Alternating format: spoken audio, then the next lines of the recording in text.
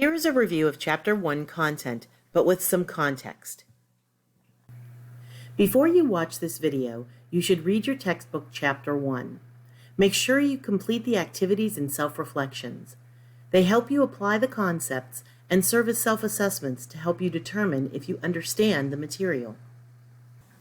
Chapter 1 primarily provides a foundation, asking you to consider the definition of critical thinking, to find the relevance and application of critical thinking in everyday life, and identifying elements that may challenge your ability to maintain objectivity and a willingness to consider alternative perspectives and points of view.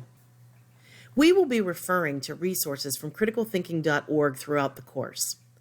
This organization is dedicated to cultivating critical thinking and promoting it as a core social value, an important foundation to education and the discipline of intellectual thought.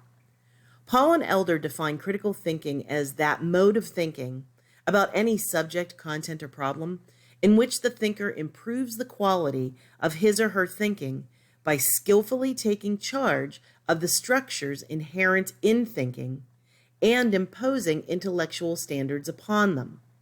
They take into consideration standards for reasoning that need to be applied, the elements of thought, basically the steps to analysis and understanding, which in turn build intellectual traits that characterize a critical thinker.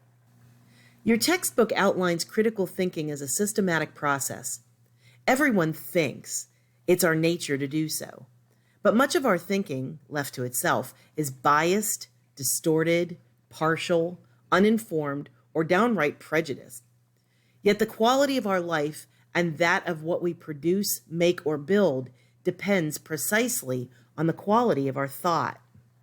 Much like your text describes, Paul and Elder characterize well-cultivated critical thinkers as those who raise vital questions and problems, formulating them clearly and precisely. They also gather and assess relevant information and have the skill to use abstract ideas to interpret it, resulting in well-reasoned conclusions and solutions.